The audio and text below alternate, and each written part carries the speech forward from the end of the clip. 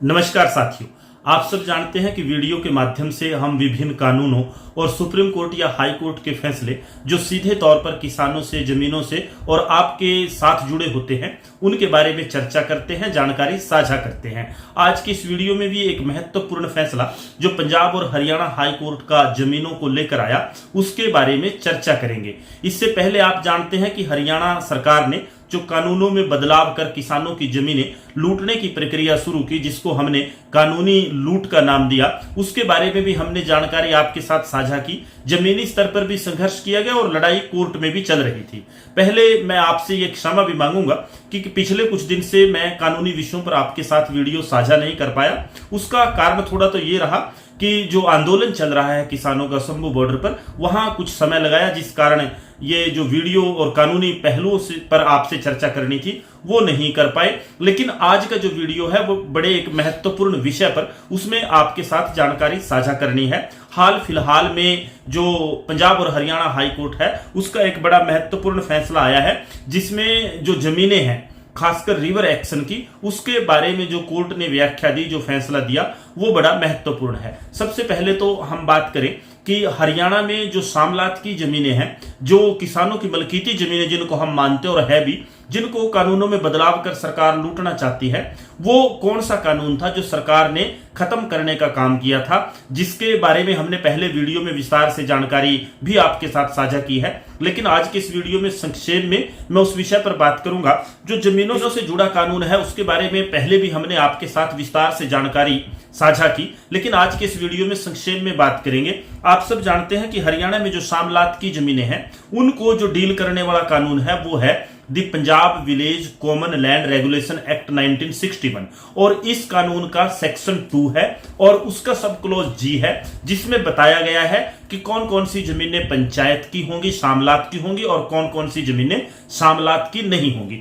इसी section 2G में एक एग्जम्पशन क्लॉज है जिसमें यह लिखा है कि ये जमीनें पंचायत की या सामलात दे में शामिल नहीं होगी। और उसमें क्लॉज है, उसमें क्या है, उसमें यह था बट डज नॉट इंक्लूड, कि वो लैंड शामिल नहीं है। कौन सी शामिल नहीं है? Become or has become shamlat दे ड्यू टू रिवर एक्शन, जो नदी के कारण सामलात जमीन बन गई है वो जमीन इसमें शामिल नहीं की जाएगी। उस कैटेगरी से बाहर उसको रखा गया था। और आगे लिखा था और has been reserved as shamlat in village subject to the river action.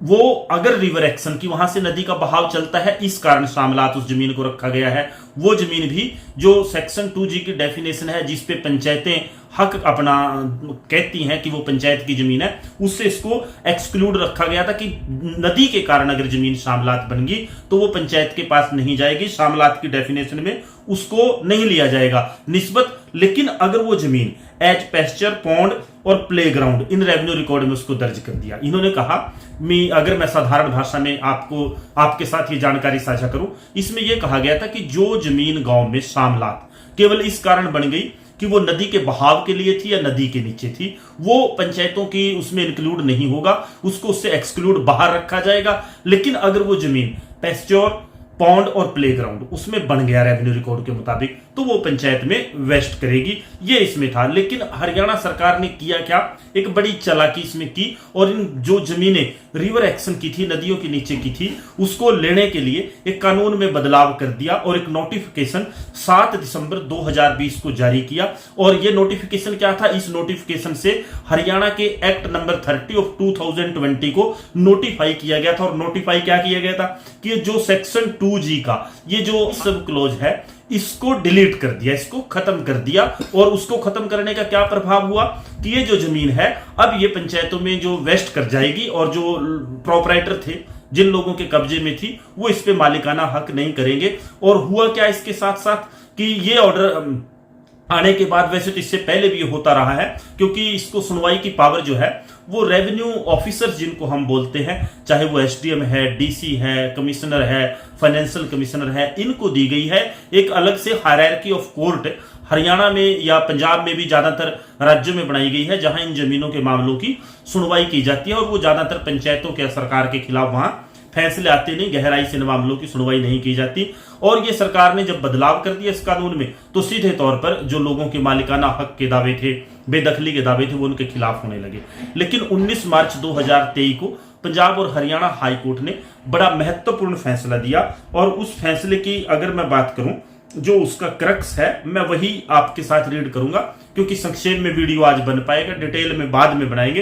अगर आप कहेंगे कि डिटेल जानकारी चाहिए तो उसमें बनाएंगे। इसमें जो फाइनल फाइंडिंग है, ऑर्डर है, फाइनल ऑर्डर जो पंजाब और हरियाणा हाई कोर्ट का है, वो अगर मैं पढ़ूं, with the aforesaid finding and observation the instant petition is disposed of, the impugned enactment is declared to be ultra vires to the constitution and also is declared ultra vires the saving clause to the definition of samla. They beside is declared ultra vires to the rights redistribution and repartition as invested in the estate holder concerned. इन्होंने क्या कहा इसमें कि ये जो amendment था, ये जो एक्ट था, इसको अल्ट्रा वायरस, इसको संविधान के प्रावधानों के विपरीत करार दे दिया और इसको नल एंड वॉइड और इसको कैंसिल करार दे दिया। ये जो सरकार ने इसमें परिवर्तन किया था हरियाणा ने, उसको खत्म, एक तरह से हम अगर साधारण भाषा में कहें तो हाई कोर्ट ने खत्म करने का काम किया और अब ये जमीनें पुरानी स्थिति में आ गई। अब एक और सवाल पैदा होता है कि वो पुरानी स्थिति तो 2020 से पहले की हो गई, क्या पुरानी स्थिति में ये जमीनें अब मालिकों को मिलेंगी? इस हाई कोर्ट के ऑर्डर के हिसाब से स्थितियां स्पष्ट हुई हैं।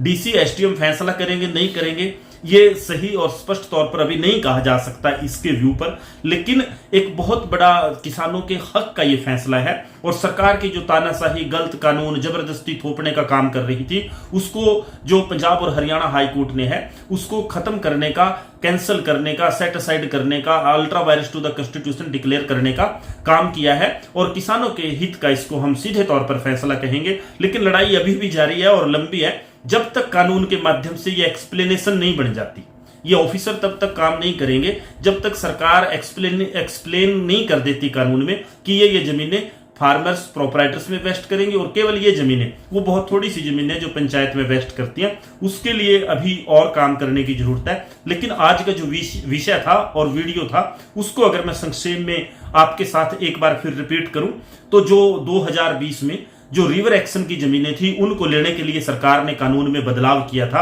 और Punjab village common land regulation act में जो प्रावधान था उन जमीनों को एक्सक्लूड करने का, बाहर रखने का, उसको खत्म कर दिया था, डिलीट कर दिया था। उस कानूनी संशोधन को हरियाणा सरकार के हाई कोर्ट ने कैंसिल कर दिया, सेट असाइड कर दिया, नल एंड वॉइड डिक्लेयर कर दिया, ultra vires to the constitution declare कर दिया कि राइट टू प्रॉपर्टी के खिलाफ है, संविधान के प्रावधानों के खिलाफ है। और एक बार फिर पुराने वाली स्थिति इसमें हो गई है और ये जागरूक रूप से सभी किसानों को, साथियों को इसमें देखने की जरूरत है। आज के इस वीडियो में इतना ही। एक आग्रह आपसे रहता है कि विषय और वीडियो आपका कैसा लगे कमेंट में बताएं, या किसी विषय विशेष पर आप चाहते हैं कि हम जानकारी साझा करें या इस फैसले पर भी कि विस्तार से जानकारी साझा करें, आप कमेंट के माध्यम से बताएं। और आग्रह रहता है कि वीडियो को शेयर करें, लाइक करें। अगर आपको मुद्दा और पसंद आए मामला, कोई सुझाव हो, वो भी कमेंट के माध्यम से बताएं। धन्यवाद। जय हिंद, जय किसान, जय भारत साथी।